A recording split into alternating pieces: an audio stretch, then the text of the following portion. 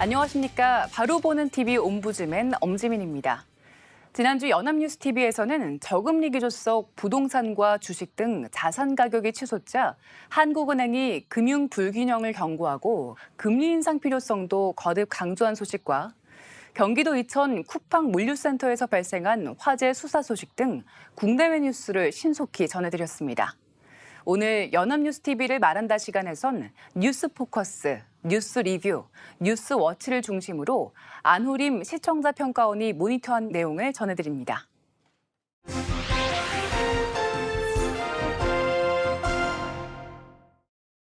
지난 6월 11일부터 13일까지 2박 3일 동안 영국 코널에서는 지구상에서 가장 부유한 나라들의 모임인 G7 정상회의가 개최됐습니다. 문재인 대통령은 영국 보리스 존슨 총리의 초청으로 호주, 인도, 남아공 정상과 함께 회의에 참석했습니다. 문 대통령은 정상회의가 끝난 후 오스트리아와 스페인에 국빈 자격으로 방문했는데요.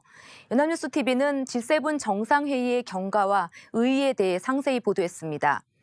6월 14일 뉴스포커스에서는 미국 특파원을 연결해 G7 공동성명 중 중국과 관련된 내용을 보도했습니다. 앵커는 이번 G7 정상회의의 결과로 발표된 공동성명이 중국을 직격한 것이라고 평가했습니다.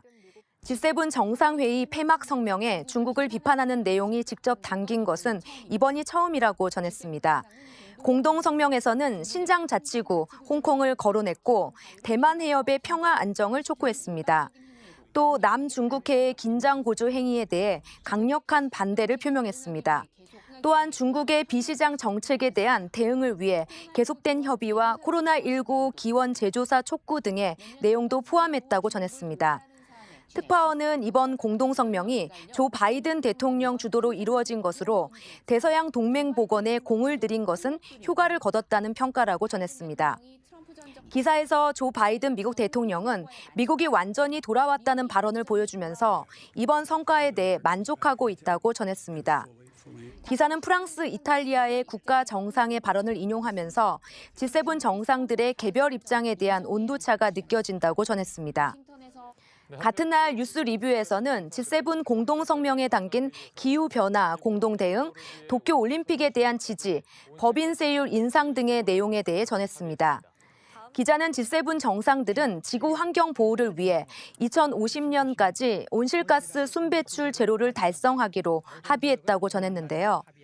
G7 정상들은 2021년을 지구를 위한 전환점으로 만들어야 한다고 강조하면서 산업화 후 지구의 평균 기온 상승폭을 1.5도 내로 제한하기로 합의했다고 전했습니다. 또 온실가스 배출의 주범인 석탄 발전의 탈탄소화 전환의 속도를 내고 생물 다양성 보호를 위해 2030년까지 육지와 해양 면적의 30%를 보호지역으로 지정하는 데 합의했습니다. G7 정상들은 도쿄올림픽에 대한 지지 의사를 다시 표명했다고 전했습니다. 성공적 개최를 위해 외교 무대로 활용한 스카 요시히데 일본 총리는 이번 지지에 대해 고무적이었던 것으로 전했는데요. 또한 G7 재무장관들이 다국적 기업의 조세 회피를 막기 위해 글로벌 최저 법인세율을 15%로 한다는 내용도 포함됐다고 전했습니다. 14일 뉴스워치에서는 공동성명에 담긴 내용을 중심으로 이번 G7 정상회의에 대해 다각적으로 분석하는 기사를 보도했습니다. 기사는 먼저 G7 공동성명에서 처음으로 중국을 겨냥한 내용이 포함된 것에 대해 전했습니다. 공동성명에서는 중국의 1대1로에 맞서는 국제적 개도국 지원 프로젝트를 발표했습니다.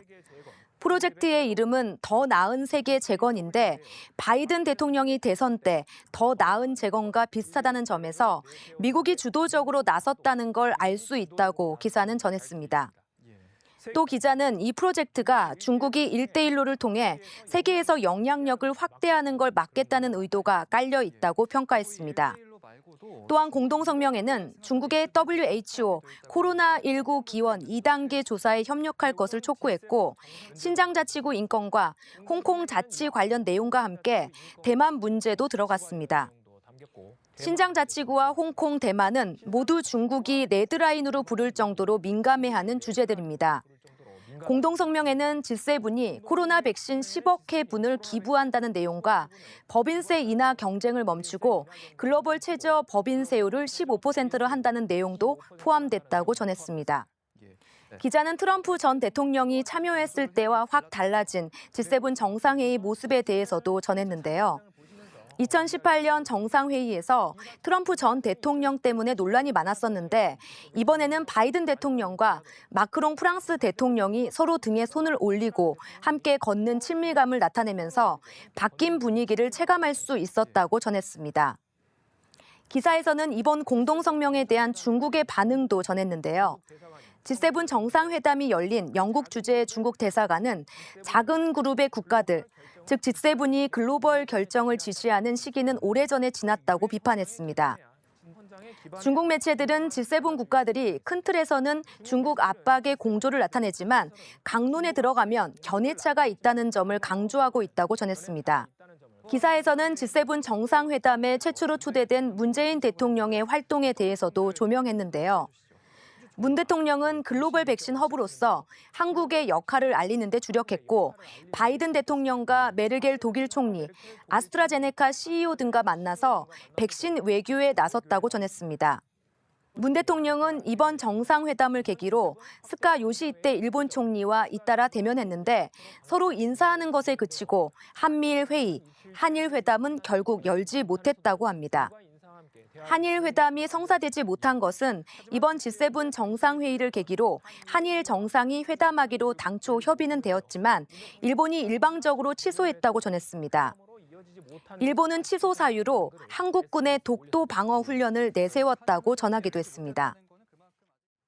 연합뉴스TV는 이번 G7 정상회담에 대해 수차례의 분석과 평가 기사를 방송했습니다. 그런데 이러한 분석은 주로 중국의 견제, 백신 기부, 한일, 한미일 회담 무산, 그리고 한국의 높아진 국제적 위상 등에 집중되어 있었습니다. 반면 공동성명에 포함된 기후변화의 G7 공동대응, 문재인 대통령이 2050 탄소 중립 의지와 한국의 구체적인 행동계획, 생물 다양성 손실 방지와 신규 해외 석탄 발전 공적 금융 지원 전면 중단 공약 등에 대해서는 상대적으로 주목을 받지 못했습니다. 그리고 2030 국가 온실가스 감축 목표 추가 상향이 우리나라의 수소차와 전기차 배터리 등 국내 그린 산업의 해외 진출 기회 확대 등 경제 문제와 연결한 다양한 해석과 분석 등이 아쉬웠습니다. 외국 주요 언론인 BBC나 CNN 등에서는 기후 문제에 대한 이번 합의를 상세히 비판적으로 다룬 것과 비교되는 모습이었습니다. 지난 15일 뉴스20에서는 일본의 반대로 한미일 정상회담이 무산되었다는 기사를 전했습니다. 주로 일본 언론들을 인용한 이 보도에서는 미국이 G7 정상회의를 계기로 한미일 정상회담을 열려고 했지만 일본의 반대로 성사되지 않았다고 전했습니다. 미국이 이에 따라 3국 정상회담에 의욕을 보였지만 한국에 대한 일본의 입장이 강경해 포기했다고 합니다. 일본 마이니치 신문은 일본 측 입장에서 한국과 일본이 순회급 회담을 하더라도 진전을 보기 어렵다는 입장입니다. 하지만 일본은 동맹국인 미국이 강한 요청을 계속 거부하기는 어려운 상황이라고 신문은 전했다고 합니다. 특히 일본 정부는 문 대통령이 일본군 위안부 문제를 언급할 때를 대비해 응답 요령까지 준비했다고 전했는데요. 기사는 문 대통령이 도쿄올림픽을 계기로 일본을 방문할 것을 조율하고 있다는 보도에 대해서 일본 정부 대변인이 부인한다는 것을 전하기도 했습니다. 17일 뉴스 리뷰에서는 G7 정상회의를 통해 달라진 한국의 위상에 대해 전했습니다. 기자는 문 대통령에 대한 각국 정상의 시선이 이전과 사뭇 달랐다고 전했습니다. 각국 정상들은 한국의 코로나 대응에 대해 높이 평가했고 문 대통령의 팬데믹 극복을 위한 초국력적 협력이 필요성과 그 속에서 한국의 역할을 강조한 발언에 호응했다고 전했습니다. 기사는 또한 문 대통령을 이번 회의에서 특별한 대우를 받았다고 전합니다. 기념 촬영에서 영국 존슨 총리 옆자리에 문 대통령을 세웠고 회의장에서도 존슨 총리 양 옆에 문 대통령과 바이든 대통령이 각각 자리했다고 합니다. 각국 정상들의 회담 요청도 잇따랐다고 하는데요. 호주 총리로부터는 올해 안에 호주를 방문할 것을 요청받았고 한독 정상회담은 메르겔 총리의 강력한 요청에 따라 성사됐다고 합니다. 국제사회에서 달라진 대한민국의 위상을 체감할 수 있었다는 게 청와대의 설명이라고 기사는 전합니다. G7 정상회의 관련해서는 여러 차례 인터뷰 기사가 있었습니다. 14일 라이브 투데이에서는 선재규 연합 인포맥스 선임 기자, 15일 뉴스 공구에서는 호사카 유지 세종대 교수가 출연했습니다. 16일 뉴스포커스에서는 박수현 청와대 국민소통수석을 스튜디오에 초청해 G7 정상회의의 결과와 의미에 대해 긴 시간 인터뷰가 이어졌는데요. 외교적 성과를 평가하기 위한 전문가로서 현직 청와대 관계자를 초청해서 정부의 평가를 직접 듣는 것이 적절했는지 의문이 남습니다. 문 대통령의 G7 정상회의 참가와 유럽 방문의 성과를 평가하고 설명할 수 있는 외교, 안보, 또 환경 등 각 부분별 전문가를 초청했으면 어땠을까 하는 생각을 해보게 됩니다. 자칫 연합뉴스TV가 객관성이 부족하다는 비판을 받기 쉬운 일이었다고 판단됩니다.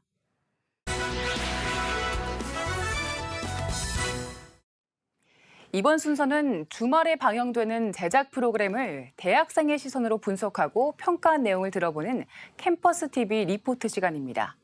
이번 주는 동덕여자대학교 국사학과 김예은 학생 나와 있습니다. 안녕하세요. 안녕하세요. 네, 이번 주에는 어떤 프로그램 모니터링 하셨나요?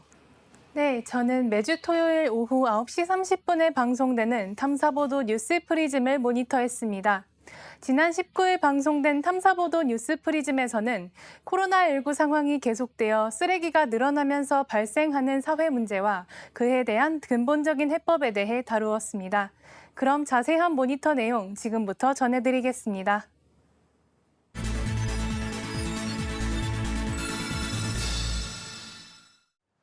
방송은 코로나19 상황이 지속되어 비대면이 일상화되자 택배, 음식 배달이 늘어 쓰레기가 증가했고 전국 매립지가 한계에 다다랐다며 시작합니다.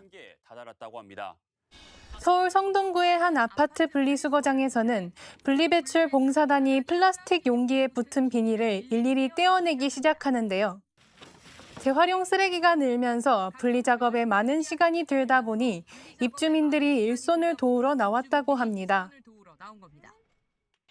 마대자루 3개로도 모자랄 만큼 쓰레기가 많이 나왔다고 하는데요. 끝까지 찼었어요. 하루 평균 생활 폐기물 발생량이 10년도 안 돼 9,000톤 가까이 늘어났다고 합니다. 이 중 소각하지 못하거나 재활용이 어려운 쓰레기들은 전국 매립지로 묻히게 되지만 이마저도 수년 내 포화 상태에 다다를 것이라고 하는데요. 결국 더는 처분할 땅이 없는 쓰레기 대란이 발생할 위기에 놓인 것이라고 합니다. 코로나19 상황 속 쓰레기가 많이 배출되는 사태의 심각성을 체감할 수 있었습니다. 2019년에는 총 폐기물이 하루에만 거의 50만 톤씩 쏟아졌다는데요. 지난해 통계가 나오지는 않았지만 하루 폐기물 물량이 50만 톤을 크게 웃돌 것으로 예상되어 사회 전체가 환경 보호를 우선순위에 두어야 할 것이라고 합니다. 좀 더 우선순위에 둬야 할 때가 아닌가 싶은데요. 정부에서는 생산업체가 재활용이 쉬운 제품을 만드는 것부터 사용 후 폐기물의 재활용까지 책임을 지는 생산자 책임 재활용 제도를 도입했다는데요. 재활용이 어려운 제품일수록 분담금을 많이 내야 되는 약간의 강제성이 있는 정책이지만 환경을 생각한다면 기업과 소비자, 정부가 합심을 해야 한다고 합니다. 지속 가능한 발전을 위해서라도 기업과 소비자, 정부가 합심을 해야 할 겁니다. 우리나라가 쓰레기의 거의 80% 가까이를 재활용하는 재활용 강국이긴 하지만 생활 쓰레기는 재활용률이 59%로 떨어지고 마땅한 대안 역시 존재하지 않는다고 합니다. 버리는 폐기물이 부지기수여서 특히 수도권 쓰레기와 관련해 문제가 많은데요. 매립지가 가득 메워지기까지 남은 시간은 6년에서 7년 정도라고 합니다. 인허가권을 쥔 인천시가 수도권 매립지 추가 연장은 없다고 못 박은 가운데 대체 매립지 확보는 난항을 거듭하고 있다는데요. 대체 매립지 공모 참여 의사를 밝힌 지자체가 없는 상황이라고 합니다. 2026년 생활 폐기물 직매립 금지 시한에 맞춰 수도권 지자체들은 소각시설 확충에 나섰지만 아직 대책을 마련한 곳이 없다는데요. 현재 운영 중인 소각시설은 노후화가 진행 중이고 코로나 여파로 플라스틱과 폐비닐 반입이 크게 늘며 쓰레기 처리 용량은 줄고 있다고 합니다. 이 제품의 생산 이에 따라 정부와 정치권도 대책 마련에 뛰어들었다는데요. 여당은 포장 폐기물의 크기와 종류, 포장 횟수를 제한하는 법률안을 내놓았고 일회용품 사용 규제 대상에 장례식장을 포함하고 배달 시 무상 제공을 금지하는 내용의 법안도 심사를 앞뒀다고 합니다. 야당도 재활용 가능 자원을 최대한 회수하기 위한 전처리 시설을 지자체가 의무 설치하도록 하거나 재활용 가능한 플라스틱의 함유율을 규정화하는 내용의 법안을 발의한 상태라고 합니다. 지자체도 분주하다는데요. 제주도는 플라스틱 발생량을 2030년까지 30% 감축하고 재활용률을 90% 이상 끌어올릴 계획이며 인천시는 인천 에코랜드 조성 등 쓰레기 발생지 처리 원칙에 입각한 대책 마련에 고심하고 있다고 합니다.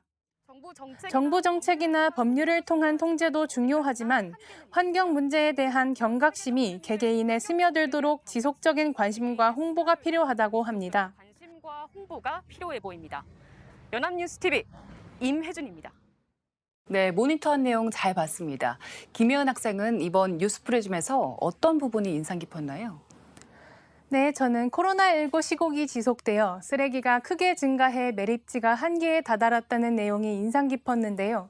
사회적 문제를 넘어 국가적 문제이니만큼 하루빨리 지혜를 모아 매립지 문제가 해결되었으면 좋겠다는 생각을 했습니다. 네, 수고 많았습니다. 지금까지 동덕여자대학교 국사학과 김예은 학생과 함께했습니다. 고맙습니다.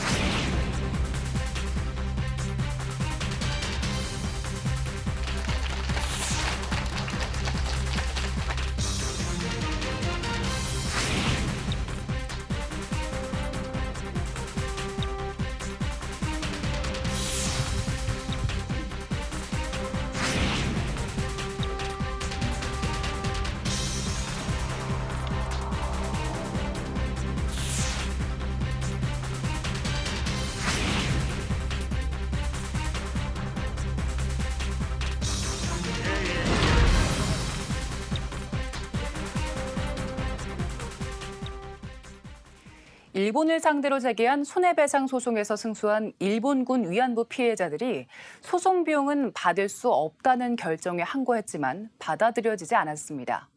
이 사건의 재판장은 최근 대법원 판례를 뒤집고 일제 강제징용 피해자들의 손해배상 청구권을 인정하지 않은 판사여서 더욱 논란이 되고 있는데요. 오늘 TV와 비평에서는 엇갈리는 위안부 사건 판결과 또 강제징용 판결을 둘러싼 논란에 대해서 언론에선 어떻게 보도하고 있는지 자세히 알아보겠습니다. 명지대학교 디지털 미디어학과 최선규 교수와 함께합니다. 어서 오세요. 네, 안녕하세요. 네, 최근 위안부 소송 비용 항고가 각하가 됐었죠. 여기에 대해서 간략히 설명을 해주시고 또 전임 재판부는 일본 정부가 소송 비용을 부담해야 한다고 판결을 했었는데 이와 좀 다른 판결이 나온 배경과 또 논란 등에 대해서 언론에서는 어떻게 보도를 하고 있는지 말씀해 주시죠. 네, 일본 기업을 상대로 한 강제 동원 피해자의 손해보상 소송은 일찌감치 제기돼서 2018년 10월 대법원 전원 합의체의 피해자 승소 확정 판결로 이어졌습니다. 이후 하급심 재판부는 대체로 피해자의 손을 들어주는 판결을 하고 있습니다. 반면 위안부 손해배상 청구 소송은 앞서 미국과 일본 법원에서 제기된 적이 있지만 국내에서는 배춘희 할머니 등 위안부 피해자 12명이 2015년에 제기한 1차 소송이 국내 첫 위안부 피해자 손해배상 소송입니다. 이 소송에서 서울중앙지법 민사 34부의 당시 재판장인 김정곤 부장판사는 지난 1월 일본 정부는 피해자 1인당 1억 원씩 지급하고 소송 비용도 일본이 부담하라고 원고인 위안부 피해자들에게 승소 판결을 내렸습니다. 이후 일본 정부가 항소장을 내지 않아 1심 판결이 확정됐습니다. 고 배춘희 할머니 등은 소송 구제 제도에 따라 국가에서 소송 비용을 지원받았는데 이를 패소한 일본 정부가 부담하게 됨에 따라 법원은 일본 정부를 상대로 배상금과 소송 비용까지 추심하라고 명령했습니다. 하지만 지난 2월 법원 인사이동으로 김양호 부장판사가 민사 합의 34부의 새로운 재판장이 됐고 3월 29일 본안 결정을 뒤집어 소송 비용을 일본에 추심할 수 없다는 결론을 내렸습니다. 해당 판결에 의해 소송 비용을 강제 집행하는 것은 국제법 위반이자 권리 남용에 해당할 수 있다는 취지였습니다. 피해자들은 이에 대해 항고했는데 재판부는 이 사건의 항고장은 민사소송법상 즉시 항고를 제기할 수 있는 기간이 지났음이 명백하다고 판단해 이를 각하했습니다.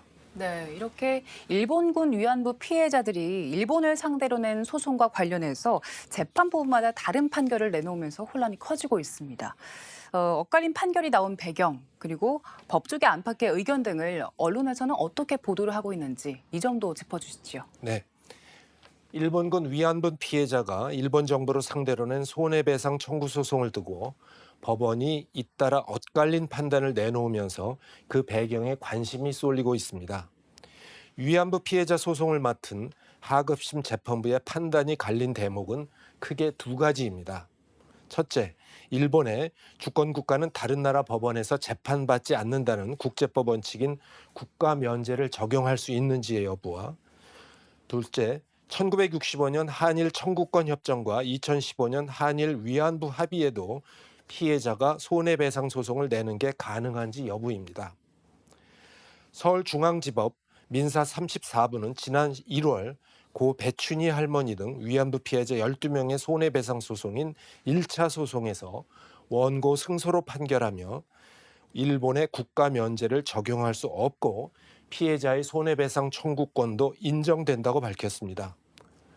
국가 면제 이론은 항구적이고 고정적인 것이 아니라 국제질서 변동에 따라 계속 수정되는 것이며 주권 국가를 존중하고 함부로 타국의 재판권에 복종하지 않도록 하는 의미를 갖는 것이지 타국의 개인에게 큰 손해를 입힌 국가가 국가 면제 이론 뒤에 숨어서 배상을 회피할 수 있도록 기회를 주기 위해 형성된 것은 아니라는 게 재판부의 판단이었습니다.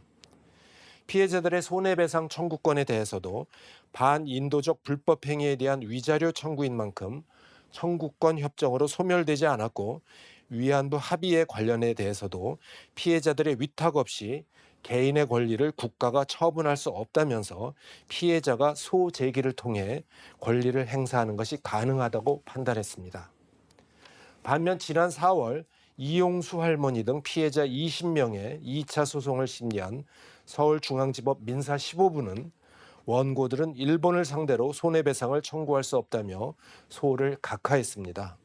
각하는 소송 요건을 제대로 갖추지 못했다고 판단해서 본안 판단을 하지 않고 재판을 끝내는 결정입니다.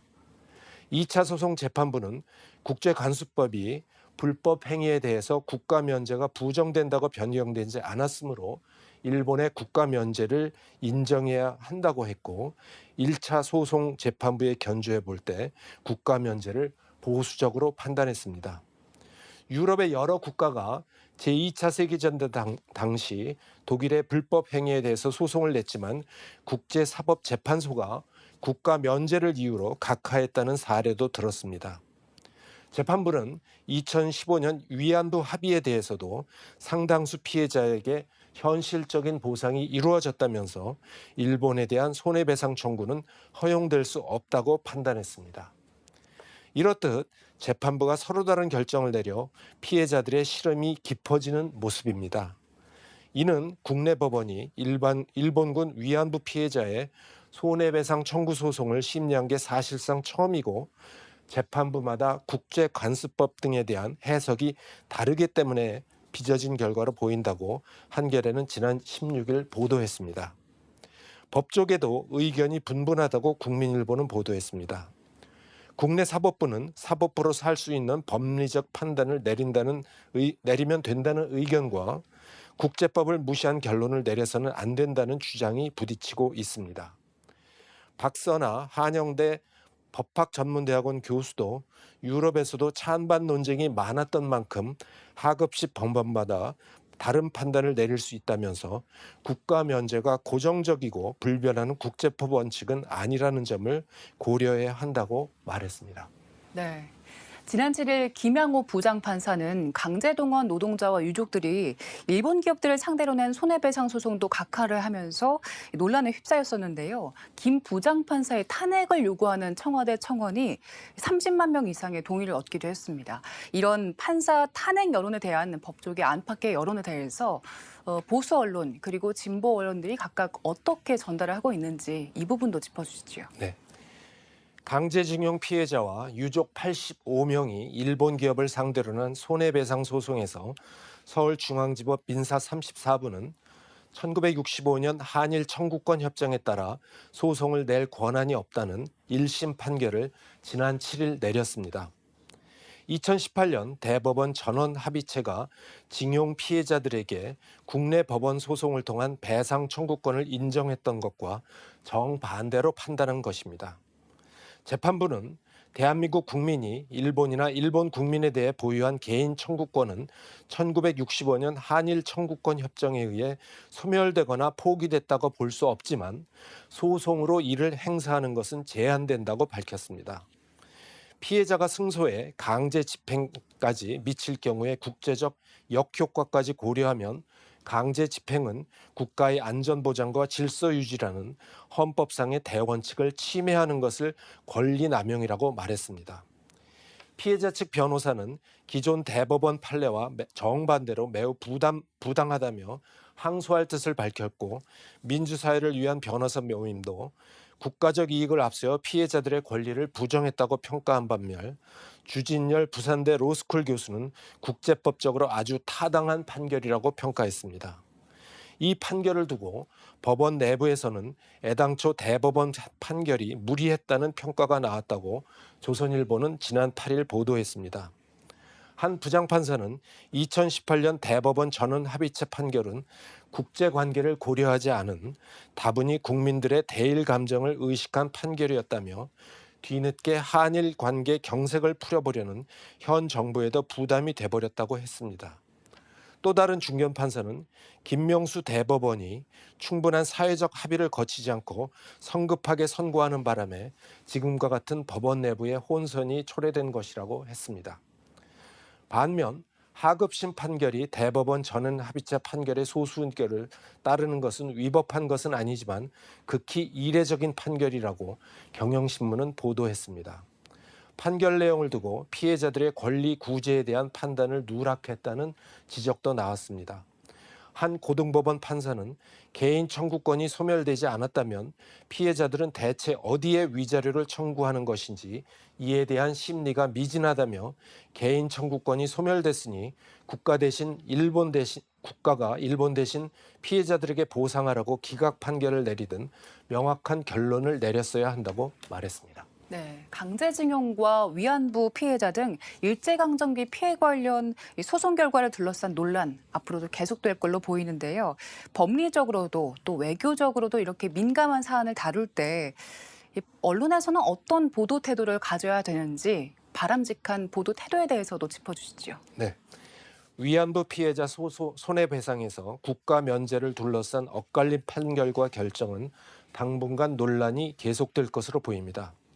일반적으로 하급심에서 판결이 엇갈리면 대법원의 판단이 기준이 되지만 이번 위안부 손해배상 사건은 일본이 무대응으로 일관해 대법원으로 사건이 올라가기조차 쉽지 않은 상황이라고 연합뉴스는 지난 16일 보도했습니다. 일본이 패소한 판결에 대해 상소조차 하지 않아 피해자들이 패소해야만 상급심 판단을 받을 수 있기 때문입니다. 1, 2차 소송의 1심 판결이 나오기까지 5년가량 걸린다는 점을 고려하면 2심 판결까지 길게는 수년이 소요될 수 있습니다. 문제는 소송 기간이 길어지면 고령인 피해자들이 결과를 지켜보지 못할 우려가 점점 커진다는 점입니다. 소송의 혼란 속에서 피해자들은 실제 배상과 멀어지고 있습니다. 민사사건 담당 판사는 위안부 사건은 국가 사이의 일인 만큼 외교적으로 풀었다면 더 빠르게 문제를 해결할 수 있었을 것이라며 아쉬움을 드러냈습니다. 언론은 소송 판결 결과와 더불어 외교적으로 피해자들에 대한 실제 배상이 어떻게 이루어지는지에 대해 관심을 갖고 보도해야 할 것입니다. 네, 고맙습니다. 지금까지 명지대학교 디지털 미디어학과 최선규 교수와 함께했습니다. 고맙습니다. 네, 옴부즈맨 제작진은 시청자 여러분의 다양하고 소중한 의견을 기다립니다. 방송을 보고 느낀 소감을 연합뉴스TV 홈페이지 시청자 게시판이나 SNS로 보내주시기 바랍니다. 저희는 다음 주에 다시 찾아뵙겠습니다. 시청자 여러분 고맙습니다.